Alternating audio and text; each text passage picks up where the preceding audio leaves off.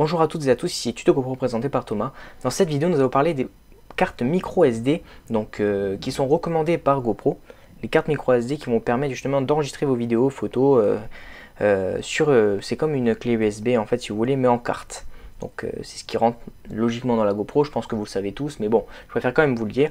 Je vais vous les passer à l'écran, je vais vous mettre vraiment les 7-8 qui sont vraiment recommandés par GoPro. Il y a trois marques qui sont recommandées, c'est SanDisk, Lexar et Delkin. Avant, GoPro favorisait surtout la SanDisk, mais depuis peu, ils sont passés à Lexar pour cause de fiabilité. Je ne leur ai pas demandé pourquoi, mais c'est comme ça. Je vais vous passer à l'écran, vous aurez juste à cliquer sur celle que vous voulez voir, celle qui vous intéresse, afin de mieux comprendre. Déjà pour vous expliquer, il faut déjà une minimum classe 10. Donc si votre carte n'est pas de classe 10, vous pouvez déjà oublier, vous allez avoir plein de défauts, plein de vidéos corrompues, des problèmes de blocage. Parfois vous allez avoir même la GoPro qui s'éteint toute seule, qui arrête d'enregistrer, ou parfois quand vous voulez enregistrer plus de 10 minutes, ça va enregistrer que 2 minutes, ça va s'arrêter. Et parfois c'est un peu gênant, surtout quand vous enregistrez que la GoPro elle n'est pas à votre portée et que finalement vous voyez à la fin que ça n'a pas été enregistré, et ça peut être très embêtant quand vous avez des scènes qui peuvent être filmées qu'une fois, un saut en parachute par exemple. Vraiment pour toutes les caméras je vous conseille vraiment la classe 10, donc c'est écrit dessus. Comme vous pouvez le voir à l'écran sur les SanDisk, c'est pas forcément écrit mais il y a un petit 1 et donc ça porte à comprendre que c'est une classe 10. Voilà, et ça permet justement d'avoir une meilleure vitesse d'écriture afin que ça s'enregistre plus rapidement sur la carte et que ça n'éteigne pas justement, ou que ça n'altère pas votre enregistrement sur la GoPro.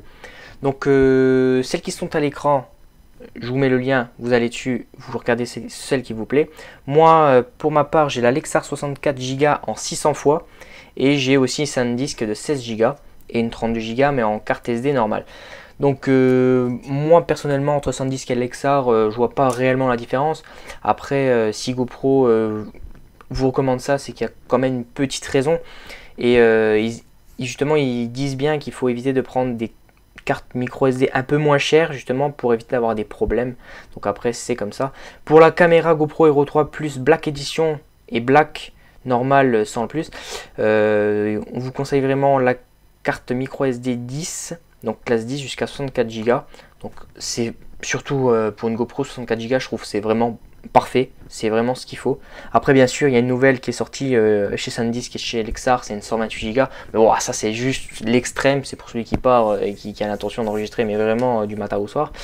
Voilà, pour la Black Edition, pour la Silver Edition Plus, pareil en classe 10 64 Go. Pour la caméra Hero 3 Plus Silver Edition, classe 4 allant jusqu'à 64 Go elle est requise.